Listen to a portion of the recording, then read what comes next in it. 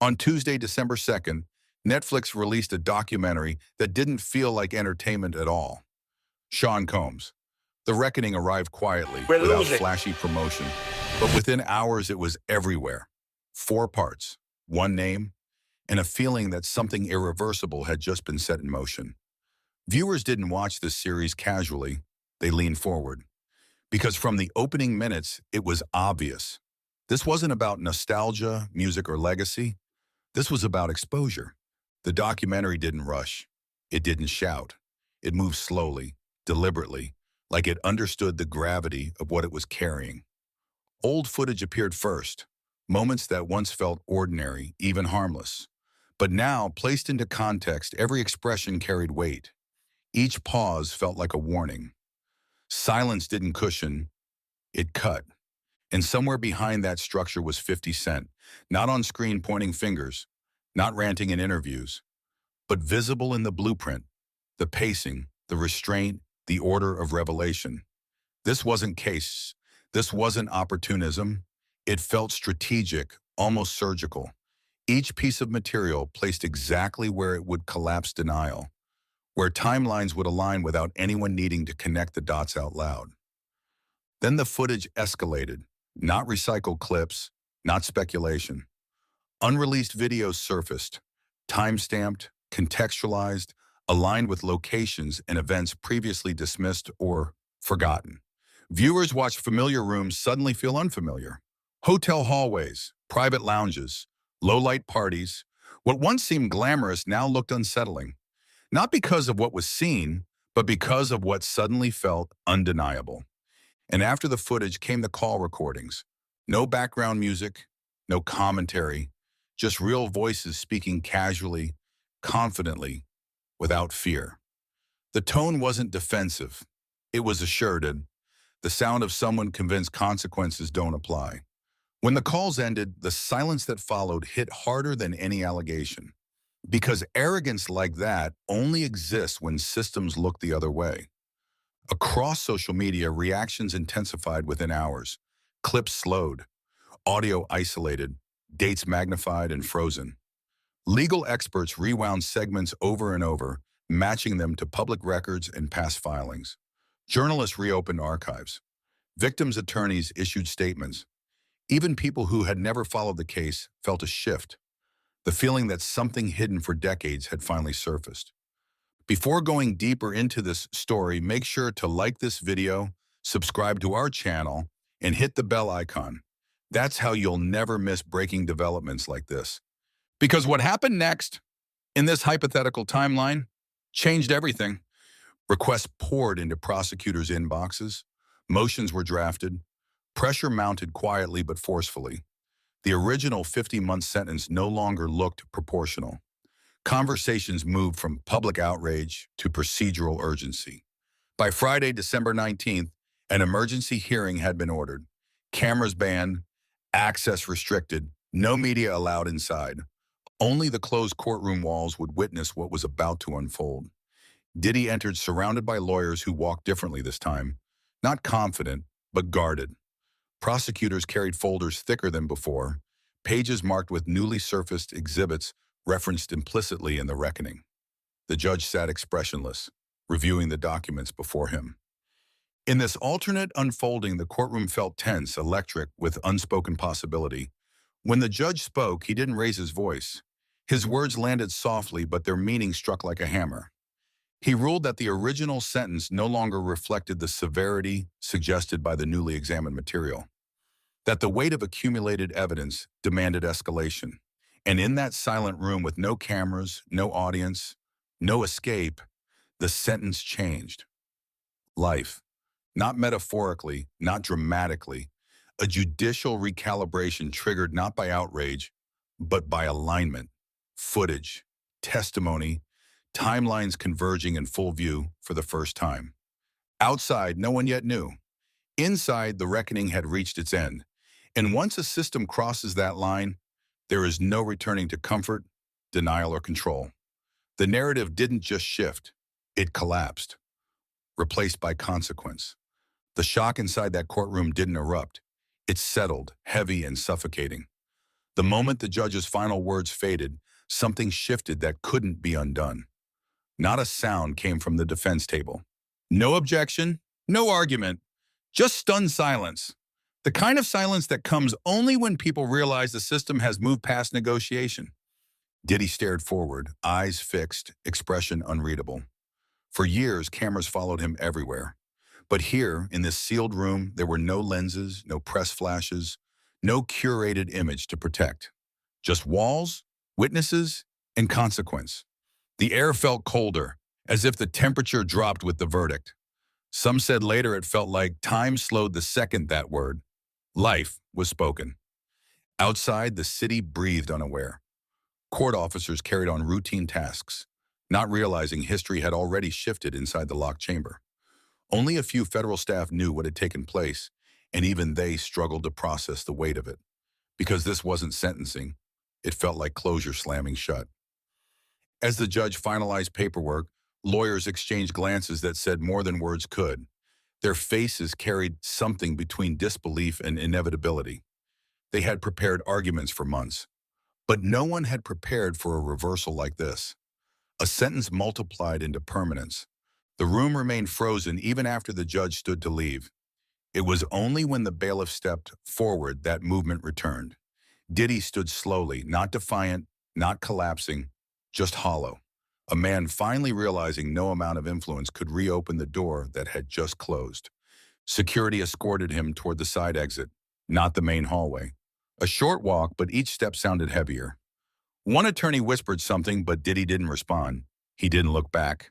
Maybe he couldn't. The double steel door shut behind them, and that metallic echo felt final. Word didn't leak immediately. It traveled quietly at first. A hushed phone call to a clerk's supervisor, a late email marked urgent, a sealed transmission sent through official channels. People far removed from the courtroom felt their stomachs drop when they read the message. A lifetime sentence, administrative classification, high security transfer pending.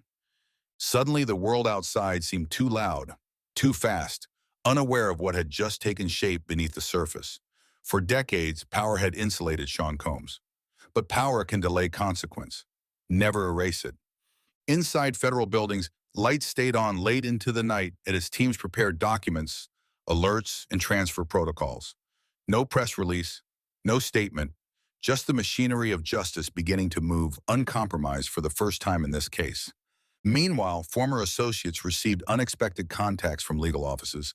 Some froze when they answered, knowing instinctively what the call meant. Statements they once stayed silent about now demanded clarification. Timelines they thought faded resurfaced. And while the world waited unknowingly for the breaking news, something deeper unfolded in the quiet corners of the legal system. Files flagged as low priority were reopened. Digital evidence previously considered outside scope was re-examined, not to question guilt, but to prepare for the next phase. Because a sentence like that forces review of everything surrounding it. In this alternate chain of events, the documentary hadn't just revealed footage, it had illuminated patterns. The judge hadn't reacted to outrage, he responded to alignment. And when alignment forms across testimony, footage, timelines, and reaction, the system must shift. But the public still had no idea. Not yet. Screens were dark, notifications silent, headlines waiting to be written. Somewhere inside a small federal briefing room, a media liaison drafted the language that would eventually inform the world. Every word debated, every comma considered. Because announcements like this reshape narratives people once assumed permanent. And while the clock moved toward morning, Diddy remained in holding. No cameras, no luxury, no entourage. A quiet cell, fluorescent light humming, guards stationed nearby. A man accustomed to control, now held by a system finally outside his influence. The night felt endless for everyone aware of what had happened. Some paced hallways, others sat stunned, staring at screens with messages they weren't allowed to send. And somewhere in that silence, the truth settled. The reckoning hadn't ended with the documentary. It had only begun. The next morning arrived like any other winter morning in the city. Cold sidewalks, steam rising from street grates, commuters rushing past each other without eye contact. But inside one federal building, A different kind of morning unfolded. Staff entered quietly, badges swiped without greeting. No one spoke of what happened, but everyone felt it. People avoided meeting each other's eyes, as if acknowledging the truth might give it weight too quickly. Phone lines remained locked down. Internal memos warned staff to avoid discussing proceedings even off record. The hallways felt like a sealed container holding pressure no one dared release. A few assistants exchanged glances, heavy with unspoken realization something irreversible had begun, and the institutions tasked with managing it were still bracing for impact. Behind reinforced doors, lawyers reviewed logistics for transfer and appeal. Pages turned slowly, hands trembling just slightly, not out of fear, but because the scale of what lay ahead had finally come into focus. A lifetime sentence wasn't an end. It triggered procedures, audits, internal reviews stretching back years. Files once archived for closure were being pulled again. Hard drives accessed. Authentication procedures initiated. The machine was awake now, and it was festivist. Meanwhile, far from the quiet government offices, production crews at major networks prepared for what they sensed was coming. Anonymous sources hinted that a major development was imminent, and news directors demanded round-the-clock readiness. Editors bookmarked clips from the documentary. Analysts rehearsed legal terminology, careful to hedge every sentence. But before the news would break, another ripple began among the people closest to the story. Former employees started texting each other fragments. "Did you hear? It finally happened?" They reopened everything. Word spread through encrypted chats across time zones. Some messages carried relief, others fear. A few simply said, "I knew this day would come." In the music world, executives received private courtesy calls warning them to prepare for statements. Meetings were postponed, contracts reviewed, footage scrubbed. Lawyers drafted updated talking points before breakfast. Entire PR strategies shifted in a matter of hours, panic concealed behind corporate composure. For fans who grew up on Combs' music, there was a different emotional fracture forming. Social media group chats filled with disbelief and uneasy silence. Memories of radio hits and champagne-drenched music videos clashed violently with what viewers saw in The Reckoning. Nostalgia collided with consequence, and people began asking themselves questions they'd avoided for years. Inside one quiet apartment, a woman who once worked in Combs' inner circle watched the documentary replayed on her television. Her face was expressionless, but her hands trembled slightly as she recognized locations and conversations she'd quietly tried to forget. She muted the audio, closed her eyes, and whispered almost to herself, "It wasn't supposed to go this far." Yet deep down, she knew it always would.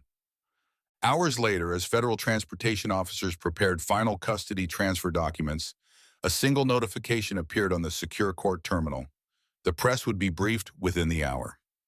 Outside, news vans surged toward the courthouse steps.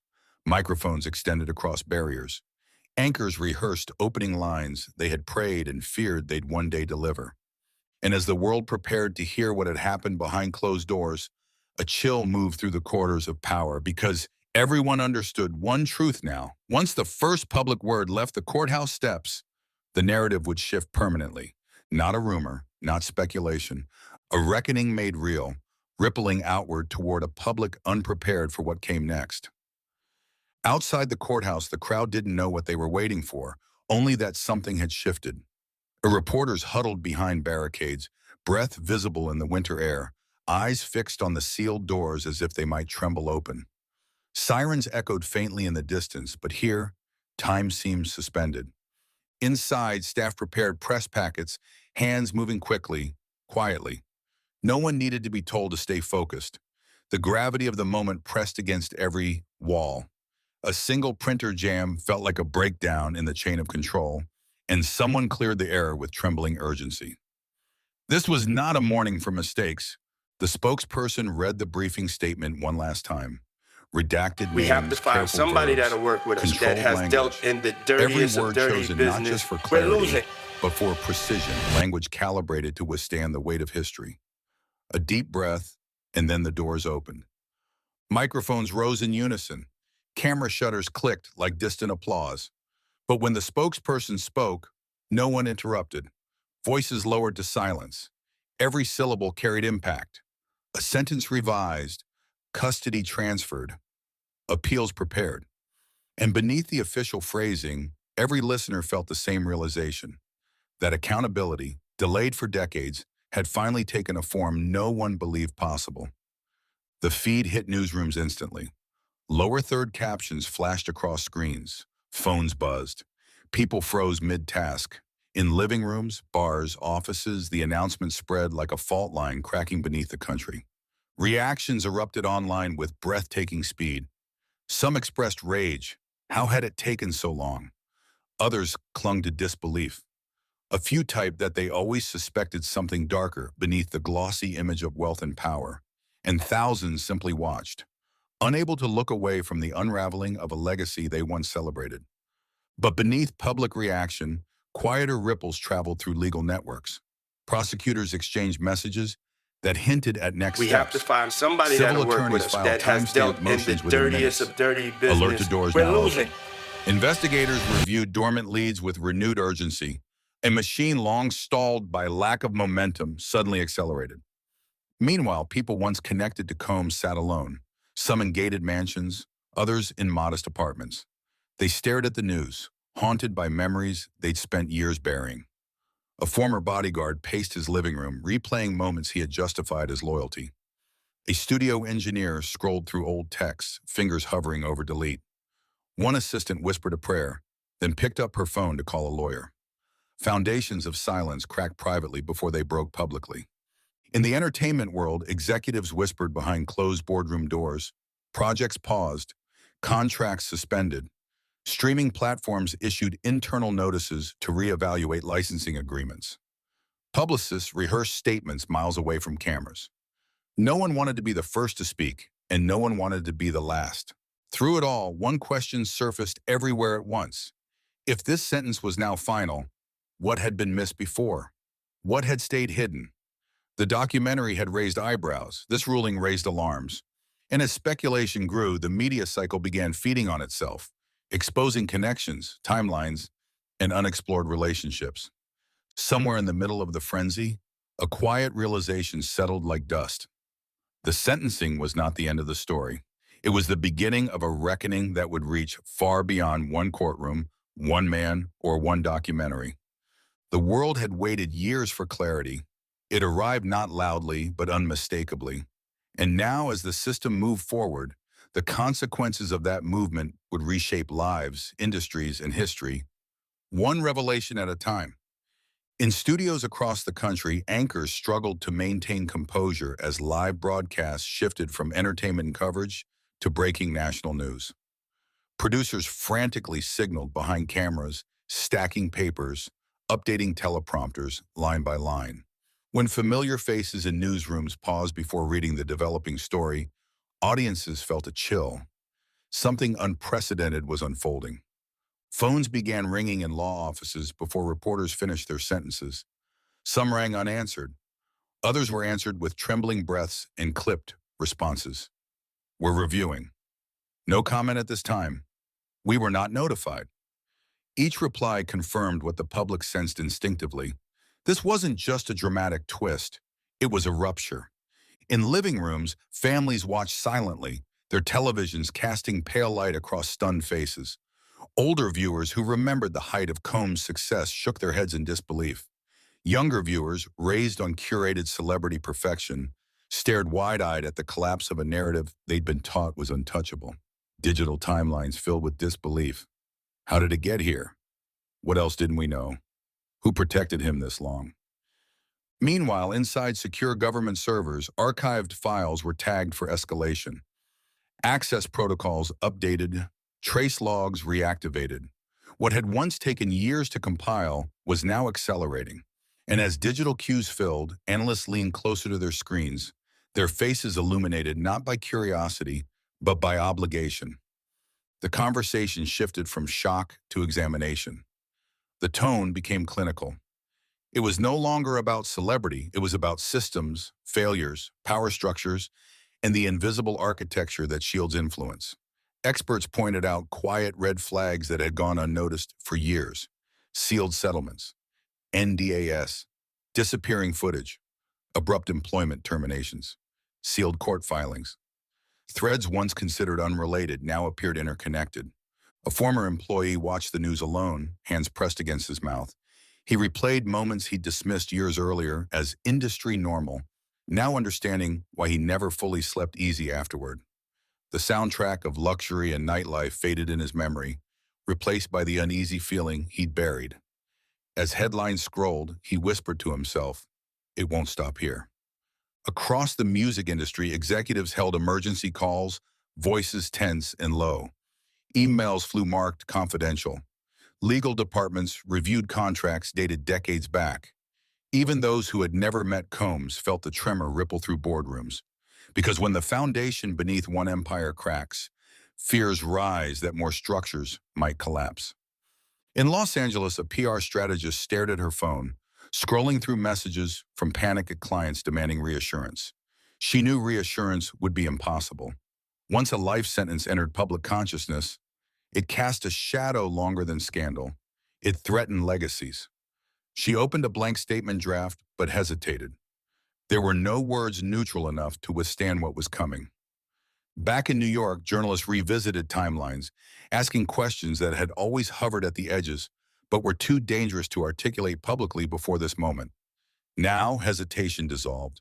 Whispers became investigations. Patterns took shape in plain sight. The public's curiosity sharpened into scrutiny. Every name associated with the empire felt exposed. Even silence became suspicious. Former allies slowly distanced themselves. Social media unfollows, statement scrubs, archived interviews. One by one, relationships dissolved quietly, as if severing ties could outrun implication. But beneath the panic, something more profound took hold. A collective reflection emerged, not about a single man, but about the cultural machinery that elevated him. How charisma concealed control, how power masked manipulation, how fame insulated consequence, and why it took a documentary, not pain, not testimony, for the world to finally pay attention. The reckoning had crossed beyond one courtroom and one life. It now moved through institutions, memories, loyalties, and histories. In this unfolding timeline, the sentence wasn't the climax, it was the trigger, a signal that the unseen scaffolding protecting powerful figures could be dismantled, not through spectacle, but through exposure. And as night fell across the country, screens glowed with endless analysis, speculation, shock. But beneath the noise, a quieter realization settled in. This wasn't only a fall from grace. It was the collapse of an illusion that had lasted decades, now dissolving in real time. As the night deepened, the country seemed to exhale in disbelief. News cycles continued without pause, but somewhere beneath the headlines, a quieter current started to form. Questions whispered not by sensationalists, but by people sitting alone, replaying memories and reevaluating moments they once ignored. Inside a luxury penthouse overlooking Manhattan, a former executive poured a drink he wouldn't touch. His hands shook, not from guilt alone, but from the realization that proximity to power had blinded him for years. He justified closed-door meetings, late-night calls, trips arranged with odd instructions. He told himself it wasn't his place to ask questions.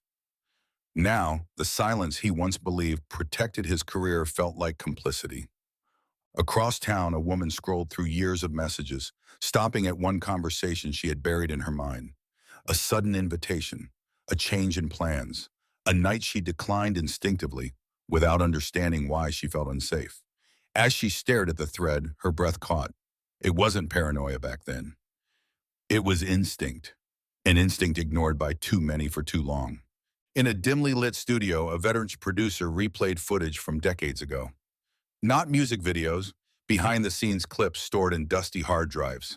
Faces flashed past the screen, assistants running errands at odd hours, young artists avoiding eye contact, security staff stationed outside locked rooms.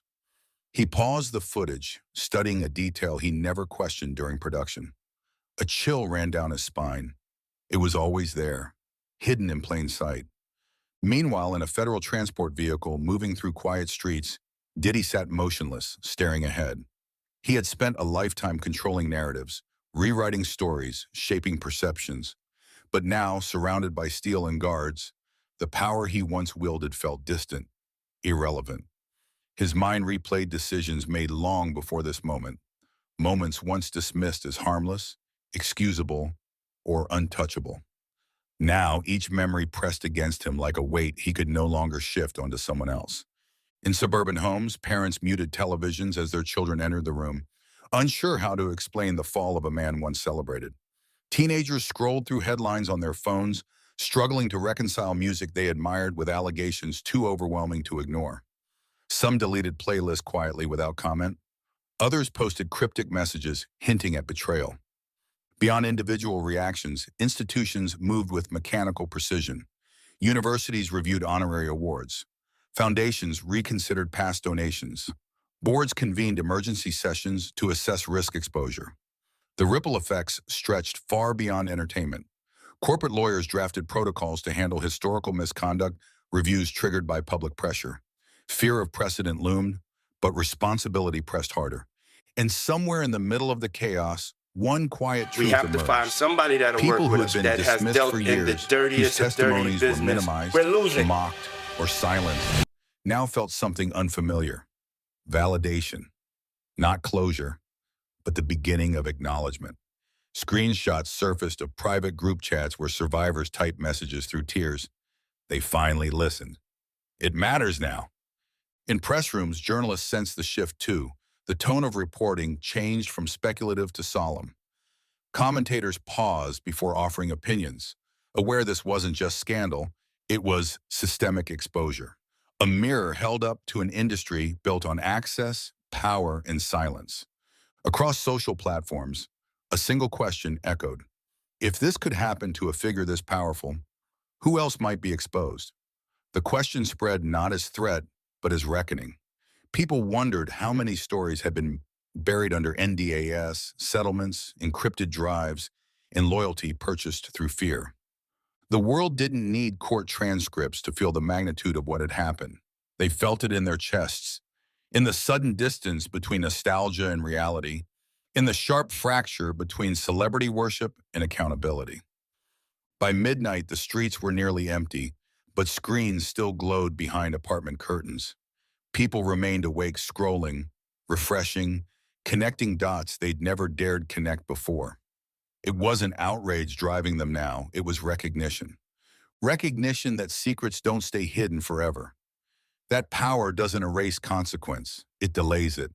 And in this alternate unfolding of events, that delay had finally ended. For hours, the world watched the fallout spread like shockwaves. But the true turning point wasn't the sentence itself. It was what happened next. Quietly, unexpectedly, in a windowless room just beyond the courthouse basement.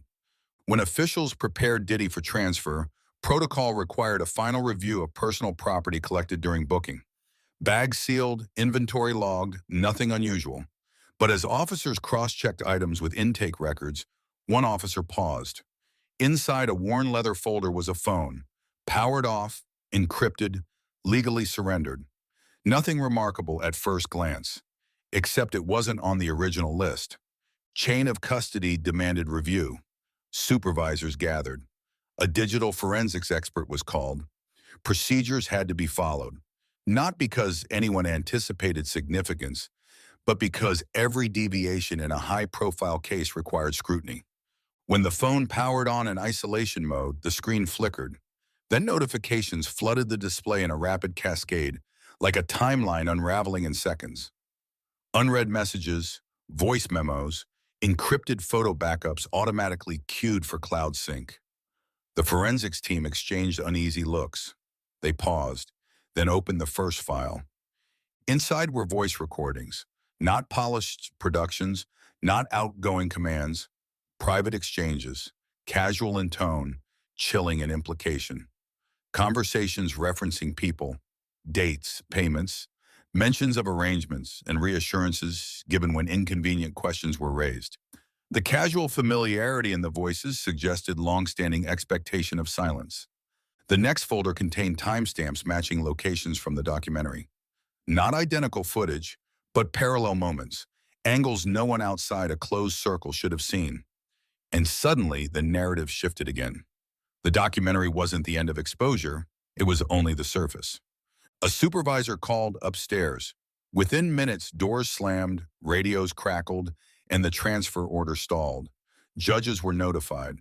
Federal counsel assembled urgently, expressions hardened by something that resembled fear. Because if even a fraction of what was on that device aligned with public allegations, the implications stretched far beyond sentencing. Outside, the press remained unaware. Anchors speculated about the next steps. Analysts debated appeals, experts discussed precedent.